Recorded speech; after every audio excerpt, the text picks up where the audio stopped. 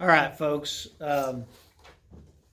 Last week we of course dealt with Matthew 19, the beginning of Matthew 19. Basically, if you have the notes that are the text with some little things written here and there on them, scribbles here and there, we dealt with that first page. And so what I wanted to do today, I got to thinking and I thought, if this is not real organized in my mind, it probably isn't in anybody else's. So I kind of want to draw all of that information that we looked at together, and that's what this is.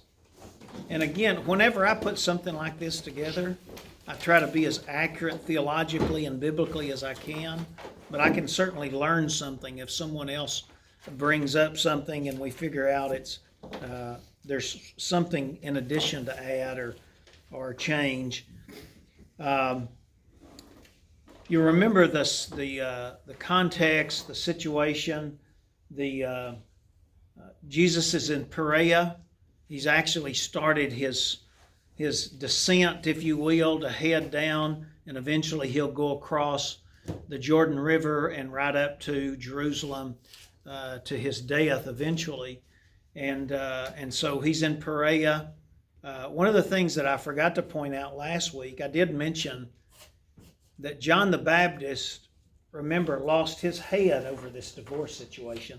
I don't know if you thought of that, but but in addition to that, one of the other things that I should have pointed out is they're in the same area. Perea is where Herod Antipas is the tetrarch. And so Jesus in the same situation. He's taking the same position John the Baptist did. So this is not a safe position, okay? But the Pharisees have obviously shown up, not because they're impressed with Jesus, but because they want to bring him down. And as we talked about last week, it's a situation where they're trying to present something that will divide his followers and get them fighting among themselves and people against him. And so they ask him about divorce. And like we talked about last week and like's on your notes, there are a couple of different major rabbis on this area that have very drastically different views, right? And we also talked about the fact that we know historically that the Pharisees had a problem with divorce. Their problem was they liked it, and they liked to get divorced. And as one of the writers during this time said, it was quite a scandal among the Pharisees because most of them had been divorced many times.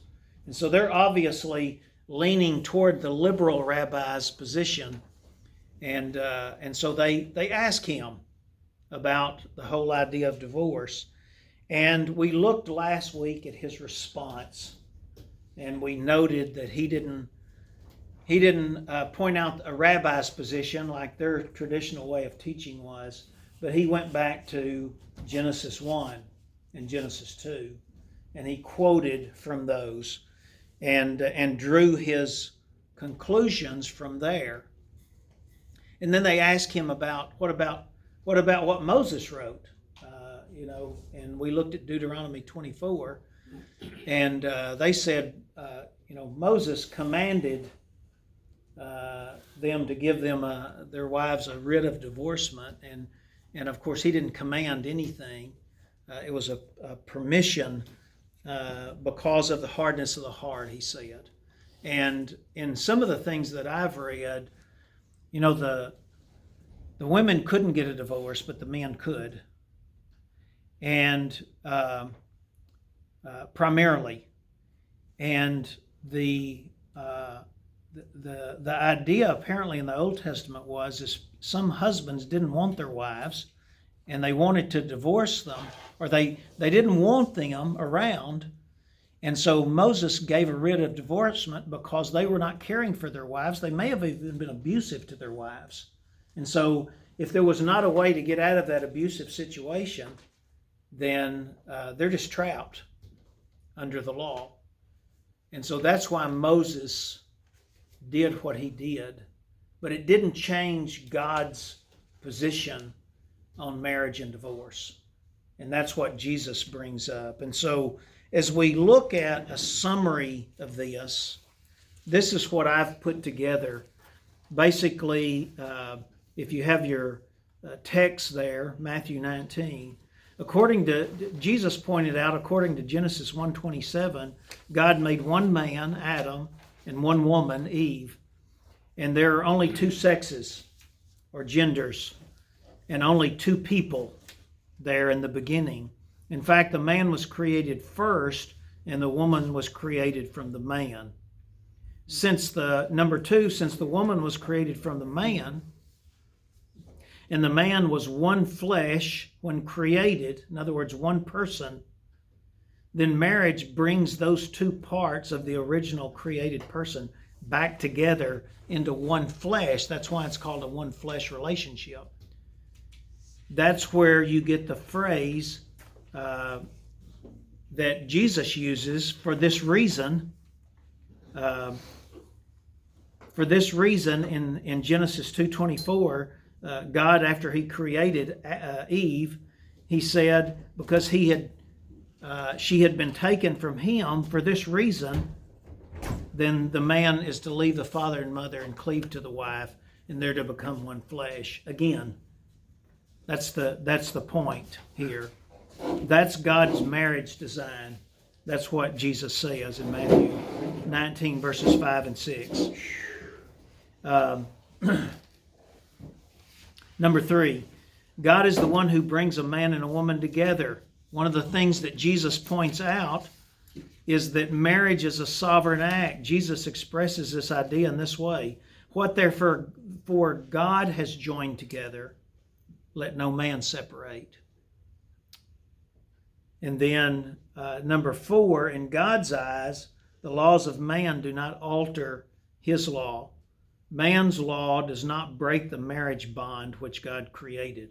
That's why he said it doesn't matter, even if there's a writ of divorcement, unless the divorce is on the basis of the reason that he's about to give, the exception clause, if you will, for divorce, it does not break the marriage bond before God. And that's why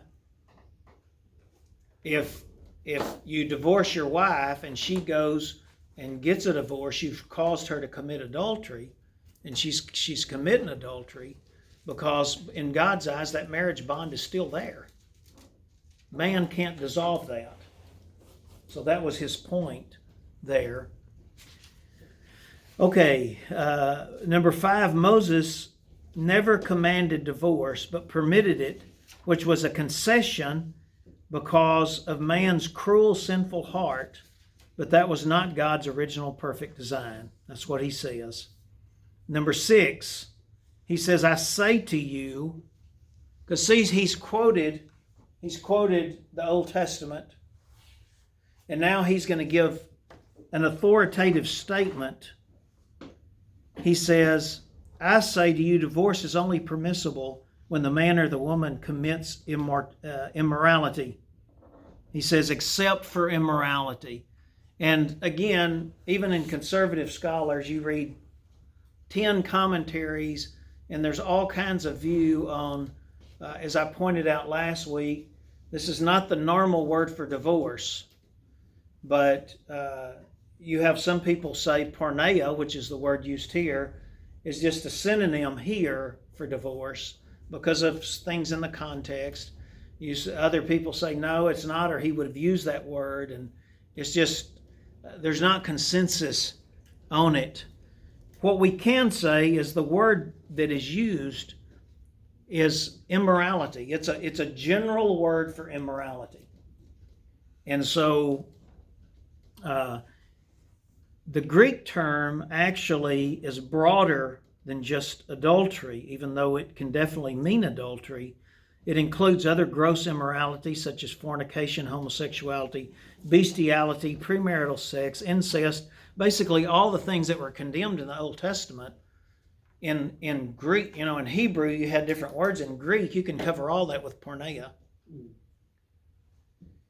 And so, of course, the practical question that I didn't necessarily answer here is, so are you saying that Jesus said that it's not just adultery, but it could be other sexual immorality? So that's the question that, is the leadership of the church, if somebody comes to you and asks you, that's the one you have to define. Is it just adultery? Some people say it couldn't have been just adultery, because adultery under the Mosaic law was a death penalty, right? And it was, but one of the things you notice when you go into the New Testament is, for instance, an example that we look at every single Christmas, and that is the situation with Mary.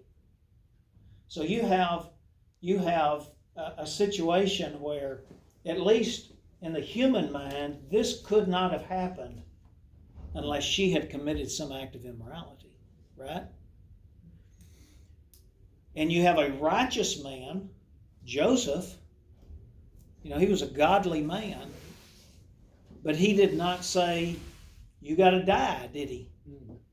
No. So apparently, at least by the New Testament period, even though the law still said this is the death penalty, there were people that were not, that loved somebody enough they weren't going to submit. They were not going to tell on them, or they were going to die.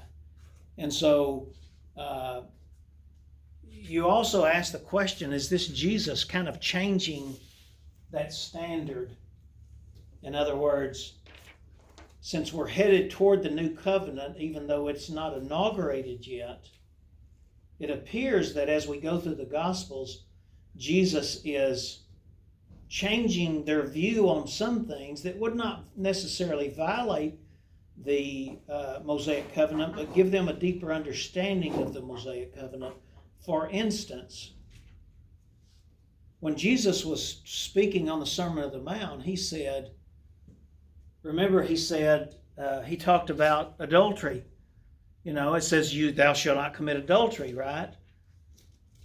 And of course, the general understanding was you had to really commit the act of adultery, right? And he said, wait a minute, that's true, but if you look with a woman, you look at a woman with lust, then you've already committed adultery in your heart. So he's starting to change the standard, give them a deeper spiritual understanding. And under the new covenant, there is no death penalty for adultery. So maybe he's already headed that way here, even though there was not an inauguration yet of the new covenant. And this does mean adultery. I don't know. I think that's, maybe John will have a word on this later. I think, remember in the Old Testament, in Hebrew, the translation the NASB uses in the passage in Deuteronomy 24 is, they say something, an indecency. Remember we looked at that last week? So what exactly did that mean fully? So a lot of questions there. The bottom line is it had something to do with gross immorality. Whether it was a synonym with adultery or it went beyond that and included all of these other immoral acts. I also wrote this. One would think that considering the emphasis on forgiveness just given in Matthew 18. You remember that? Let's go back and connect this with the context previous. In Matthew 18, he dealt a lot with forgiveness. We have the passage on dealing with a sinning brother within the congregation. And then he goes right into the example of the servant that owed all the money. And the big point of that was, we've been forgiven everything. That means we have to forgive other people of everything. Right? So we have no basis for unforgiveness as a believer. So you have this unforgiveness thing, and then this comes up. My question is, would someone say one act of gross immorality, one act of adultery, does that give someone the basis for divorce based on this exception clause? Or taking into account the context of forgiveness,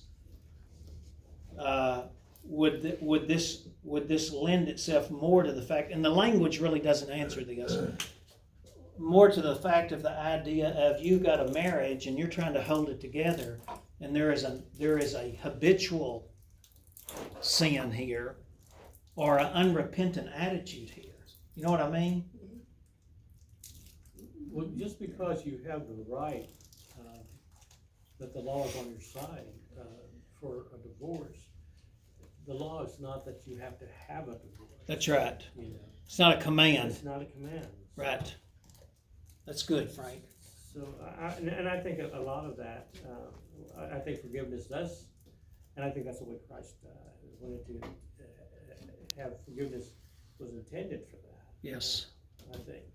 I think the context would argue for that in the sense that what Jesus quoted from in Genesis points out from God's perspective, marriage was to be permanent. Right. That's why he designed it from the beginning. Right. One of the things I read, which is interesting, is to point out that he only created one man and one woman in the beginning. There wasn't a pool that people could draw from. You know, from the very beginning, it was one man, one woman, become one flesh again, and married for life. You know, and so with that context of permanency, I think when you're dealing with even a situation where it might fit this exception clause, you have to realize that people can be forgiven. I mean, how many of you, do any of you know, and of course you can't say names, and I don't want you to say names, and do you know people who in their marriage have had to deal with, and they may be Christians, they may not, had to deal with infidelity and overcame that? They stayed together, they overcame it, there was forgiveness, they moved on. Yes. It can happen, can it? I mean, there can be forgiveness. I don't think that the percentage-wise of Christians and non-Christians, I don't think one is any better than the other. And I know for sure that Christians have the same divorce rate as non-Christians. So, and I don't understand that, but I know that that's true. So I think that, you know, the Christians, the brothers and sisters we have problems as much as the secular Yes. individuals do. You know? I know a case, and I only know of this because my wife told me about it. There's a lady, I think she's in a certain denomination, and she writes books. She's a Bible teacher, and she went through this in her marriage, and her husband, at least on the surface, repented, and they went through counseling. They got back together, and later he did it again. You know, and you know what? They're still married. They even worked through that second time, which is almost miraculous. I think the violation of trust at that point would be so difficult to overcome. And I think most Bible teachers and I think most believers would say you definitely have a biblical basis here for divorce. But that person has to, between them and God, they have to make that decision, even when their situation fits the exception clause. Right. You know. So I don't think this is a done deal. And I think even in a situation where your spouse has been unfaithful, I think you have to struggle with the fact, am I doing this just because I've been wanting out of this marriage and this has given me the opportunity? You know what I mean? Oh, yeah, sure. And I say that never having gone through any of that stuff. And I know it's easy for me to say that because I've not been through it. Because that has to be That would have to be so very difficult Absolutely. to ever trust your spouse again.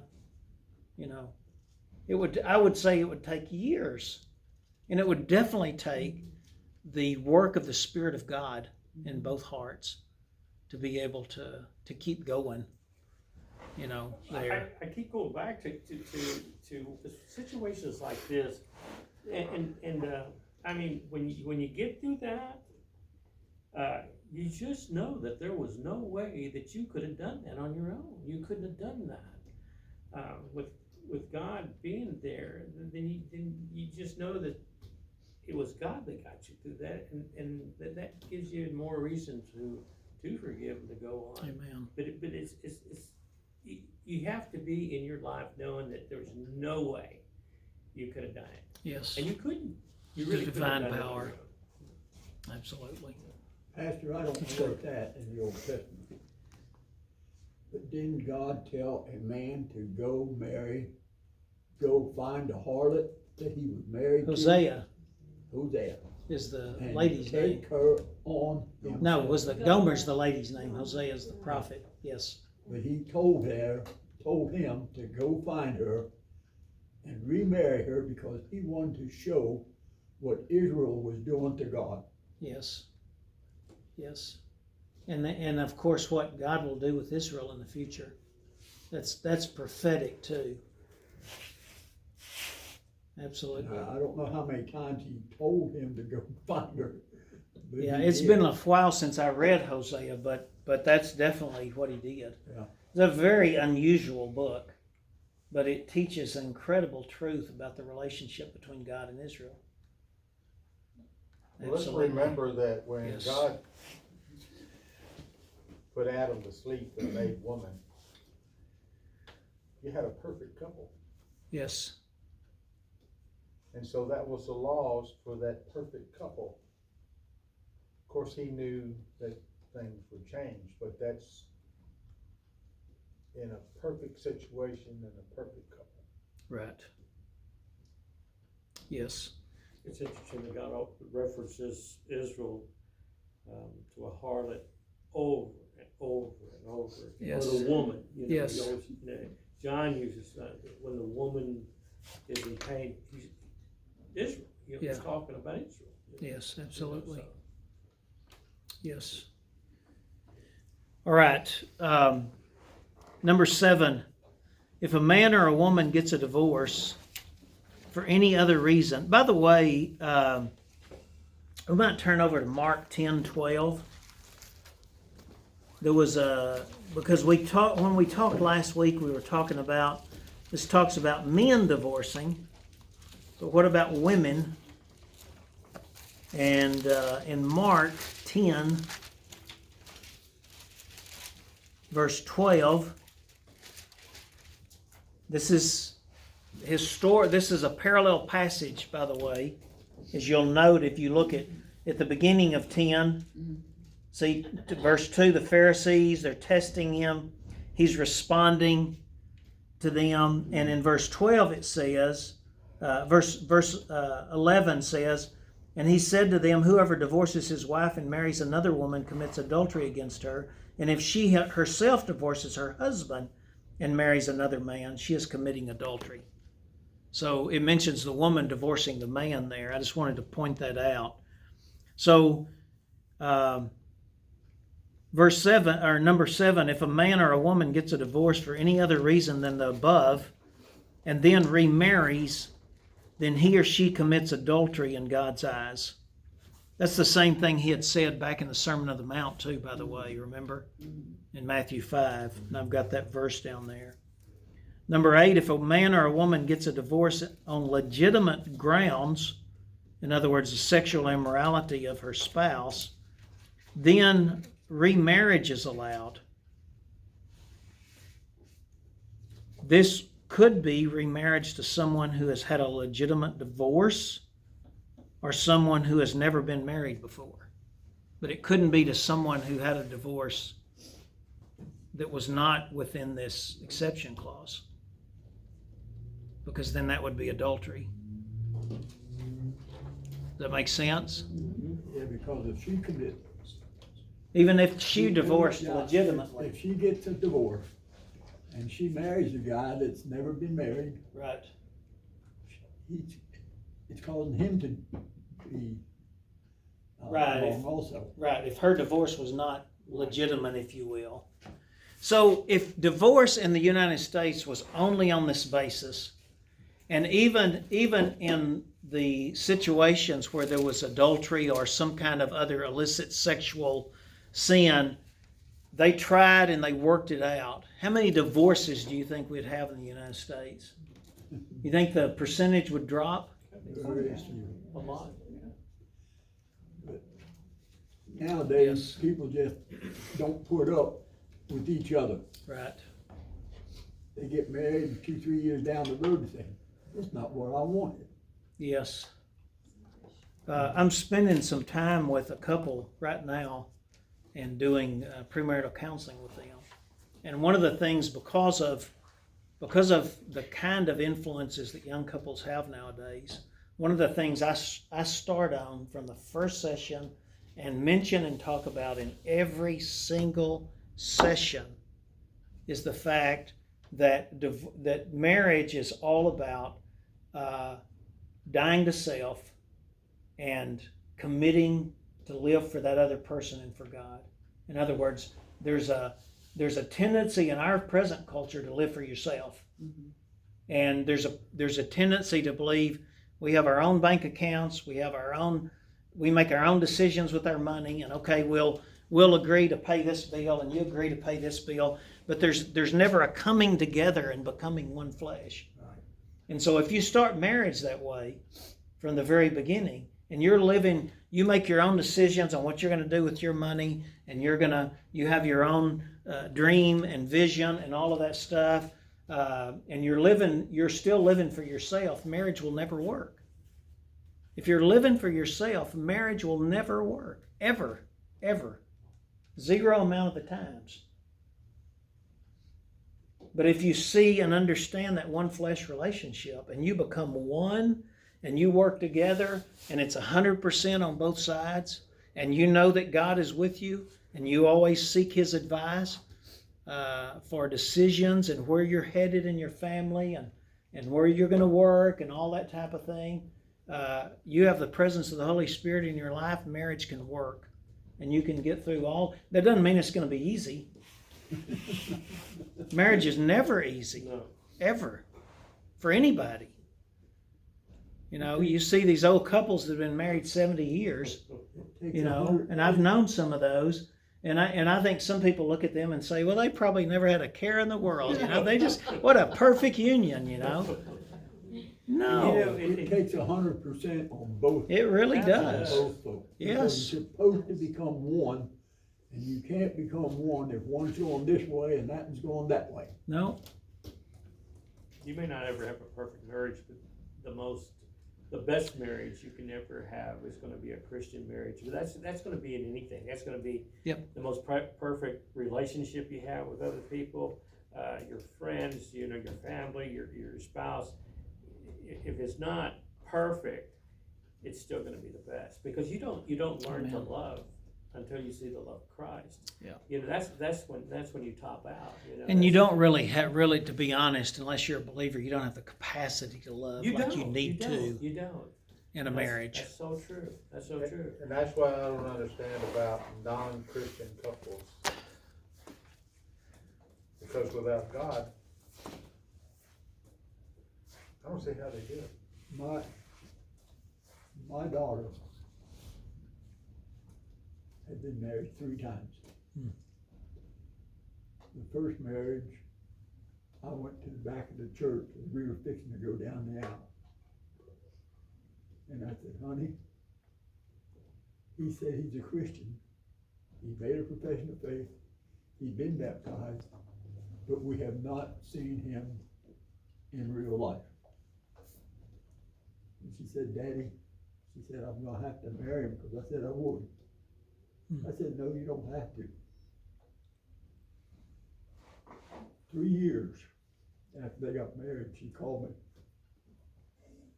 and said, would you come get me, Daddy? And I went up there and we went to the preacher's house. And the preacher asked her, is there any chance of you getting back together? And she said, no, I'm afraid of him. He put a knife at my throat and threatened to kill me. And from that day on, when I went there to get her, I had to be in constant prayer with God that he would not let this man show up when I was moving her back home. Yeah. Because I might have been the one, Right. you know. Yes. And then the second one, things just went from worse to worse. And then the last time she was married 10 years, and he fell over dead. Wow. She had a rough road. And now she's had a rough road. She hadn't had a job in 12 years. Wow. Lost her license to be a radiologist. It didn't work. And it all stemmed from her making a wrong decision at the very beginning. Yes. Yeah, that's there's a lot of sad stories like that for parents and their children. One of the things I think that is so important is, you know, we live in a culture in the church of very easy believism. And, you know, the Bible commands us not to be marrying somebody that's not a believer.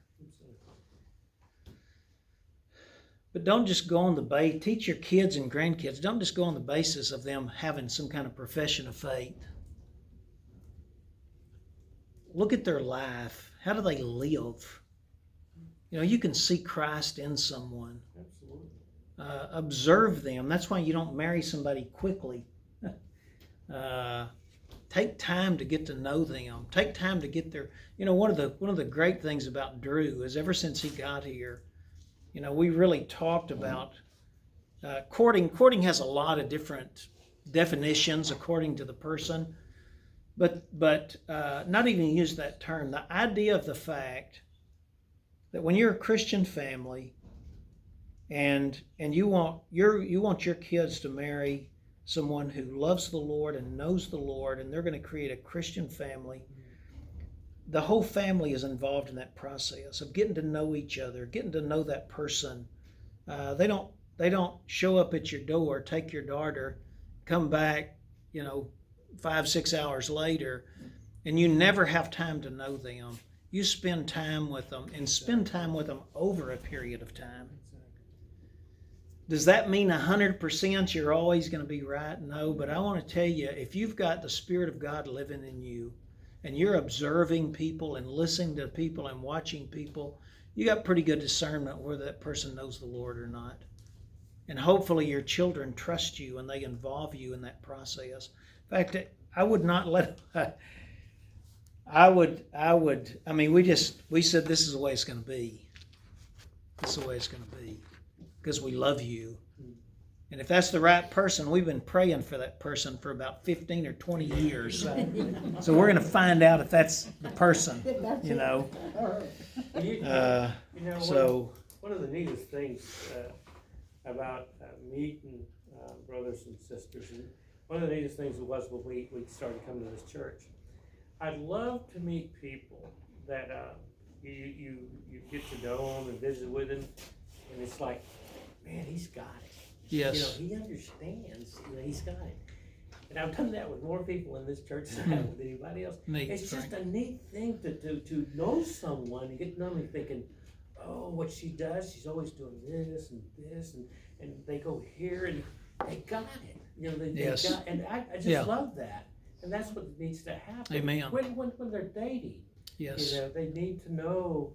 Parker was one of the best friends I ever had before we actually started dating. Now, what's he gonna say now? But you know, I liked her a lot Yes. before I fell in love Absolutely. with her. Absolutely. You know? No better basis for a good marriage than you marry your best friend. That's true, you gotta be friends. Gotta Yeah. like A somebody Jew before you married a love Jew. them. Right. Yeah. What about English people? They should marry English people. That's not Maybe. biblical. Well, But it doesn't go that way, not in No. our society. If they're both Christians, Right. is what really makes a lot of difference. You ain't a kidding. Entire difference. That is all the difference in the I world. knew a Catholic couple, the woman was a Catholic. No, I'm sorry. The man was a Catholic. He went to Catholic church every Sunday. She played the organ in the Baptist church. Oh, And they got along great. They had 2 kids. The kids came up and they seemed to be good kids. But as far as I know, they married until they parted. well, This life, you know. I wouldn't recommend that. I wouldn't either. Even though that might have worked out. But, That would be tough. But yeah, they were probably both very committed to they were both committed their marriage the and Lord and whatever doing His whatever work it takes to and- work and through their it. church. Yes. Yeah. All right. Let's finish up just the list anyway. So number 8, if a man or a woman gets a divorce on legitimate grounds, then remarriage is allowed. And this is the only time remarriage is allowed, except for 9. This could be remarriage to someone who has had a legitimate divorce or someone who has never been married before. And number 9, and this is not in our passage, but I wanted to include this because as far as I've seen scripturally, this is the only other time when divorce and remarriage is allowed for believers. And that's when it involves an unbeliever.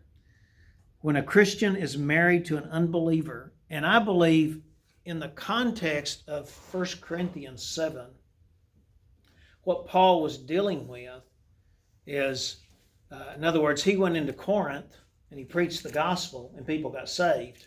So these people are already married, but some of the spouses became believers and some did not. You understand? Mm-hmm. So that's the historical context in which this is written, and he wrote this. Let's turn back there. We've got 5 minutes. Let's turn back there to 1 Corinthians.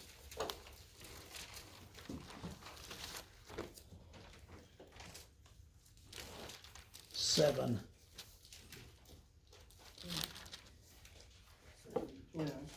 Yeah, can someone read that? 12 through 16. Where are you at? First Corinthians, chapter 7. That's what you have written down. What is it? Chapter 12. You have chapter 12 written down. Oh, I'm sorry. That's not right. Which one you gotta go with? 7. It should be 7, if y'all can change that. Not 12, but 7. We were almost in the gifts of the Spirit there. Okay. It's 1 Corinthians 7. Okay, but to the rest, you tell me if I'm in the right place. Yeah, you're right. Okay, but to the rest, I, not the Lord, say, if any brother has a wife who does not believe, and she is willing to live with him, let him not divorce her. And a woman who has a husband who does not believe, if he is willing to live with her, let her not divorce him. For the unbelieving husband is sanctified by the wife, and the unbelieving wife is sanctified by the husband. Otherwise your children would be unclean, but now they are holy. But if the unbeliever departs, let him depart. A brother or sister is not under bondage in such cases, but God has called us to peace. For how do you know, O wife, whether you will save your husband? Or how do you know, O husband, whether you will save your wife? Okay, so that's pretty straightforward, right? I mean, the way I read that, you had that situation historically. You have in 2 Corinthians, I think it's chapter 6 is the passage where it's talking about don't be bound to an unbeliever. And so Paul was definitely not for believers marrying unbelievers. So that would imply that this situation was, as I said, this was the context. So you've got someone who came to, and that happens nowadays, right? It does happen. I mean, you have people who get married. They didn't grow up in church. They didn't grow up with Christian parents. Or maybe they did, and they never put faith in Christ, and they married an unbeliever. You know, all those combinations can happen, and then they come to faith in Christ later. And in that situation, that's not a basis for divorce there. It's only if that spouse says, I'm not putting up with that in my house, you're out or I'm gone, and there is a desertion, then at that point, Paul says, you're not bound anymore in that situation. He doesn't really address remarriage, but he definitely infers here that it depends on what does the unbound mean. Mhm. I would take it to mean you're not bound to that marriage anymore. But John, what do you think? Have you studied this before? And you can disagree with me. I don't actually. What I've read over the years is in all these passages, God always assumes remarriage. People don't divorce to stay single. It does happen, but that's really, That's true. if you're married to begin with, it's most likely because you have the gift of marriage, Yes. not the gift of singleness. Right. That doesn't mean it's always that case, but that's kind of, marriage is a gift, singleness is a gift. Yes. So all of these imply, it doesn't say it expressly, but it implies remarriage. Mhm. And so that's the reason why if a person gets divorced for unbiblical reasons, which the two reasons obviously are porneia Yes. and being abandoned. Although I think a couple thousand years later there was another caveat. If a Florida gator marries a Georgia bulldog, then I'm not sure what I don't go there. What if he marries a Florida State? Leave that go. Well, there we go. Anyway, but all of this. The updated Bibles have that. I've got an old one. The progressive ones do. Yeah, that's right. But they always imply remarriage, and so God is not against remarriage. What he constantly says is that I'm against adultery for any reason. Yes. I don't want to see adultery. So, Yeah. and when you do see it and you can forgive and move forward, you should. And I agree. It should really be a pattern of adultery, a pattern of porneia that stimulates a person. There ought to be a willingness to forgive constantly. But eventually a person comes against the wall. It destroys the family. Usually there's work issues involved. Drinking and drugs eventually, it just gets real ugly. So God says you can divorce. But it almost always implies remarriage because those people that were married before want to be married. They just want to be married to someone who will support them emotionally, financially, together, both people. So, what I've gleaned in reading is that obviously a person that commits adultery should not remarry. They should not remarry because by doing so they're committing adultery with someone else. Yeah. The person that was wronged can remarry. There's no problem. But, and here's where it gets dicey in the reading. Because God's not against remarriage. He doesn't really expect people to stay single their whole lives. Let's say the wife is the one has 3 small children, and she's the one that was involved in the adultery, and she was unrepentant. And the husband says, I've tried and tried and tried, I gotta go. And so he divorces her biblically and moves on. And she's got 3 young children. Right. What does she do? That's a very tough situation. So what do you do? Well, these are the issues the Bible doesn't always bring up. They don't deal with all 4 offenses sometimes. They deal with, because Jesus wants people to know adultery is ugly. It is ugly. It destroys society. It destroys governments. It destroys everything. And so we don't want to do that. Take it seriously. If you get involved in adultery, you're gonna lose your family. But what happens to that person who did the adultery? Well, the fact is this, because the Bible's clear in other areas about what divorce is. Divorce does dissolve the marriage. There is no marriage anymore. Right. If the innocent party chooses to remarry, the guilty party may also remarry. And that probably is the common thing that happens in our day. Because the guilty party's already committed adultery. Yeah. They're not committing adultery again and again and again. The divorce, they're divorced. It's over. It's just like the unbelieving party. The unbelieving party that abandons, they should stay single. Of course, they won't. They're unbelievers. Right. But they should stay single until the other party who's innocent marries. Because there's always a possibility you can get back together. Right. And as long as both parties have not, as long as the innocent party has not remarried, the guilty party should not remarry. Because you can forgive and get back together. It happens. We see it all. We see it in people. They get divorced. They get remarried a year or two later. Mm-hmm. Yeah. And then they stay married the rest of their life. Mm-hmm. So this is where it gets difficult, because Jesus doesn't really deal with, well, what's the future of the guilty party? Are they condemned to be single forever because of their one mistake? And the answer is yes, if the innocent party never remarries. But if the innocent party remarries, well then there's no hope. There's no reconciliation. It can't be reconciled at that So point. those are the kind of things that the rabbis over the years deal with, because guilty party wants to be married. It always assumes people want to remarry. Yes. And that's what makes it hard. But there was one thing about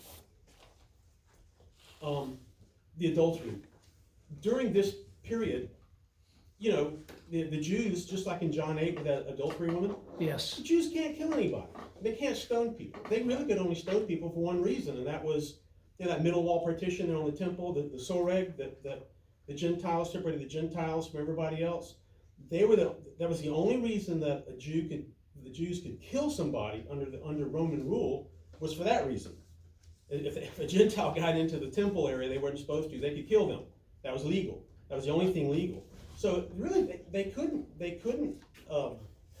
So that may be why they weren't carrying out. Yeah, that's why Joseph couldn't, because it was Roman rule. So. And he wanted to put her away secretly, more for the embarrassment than makes sense.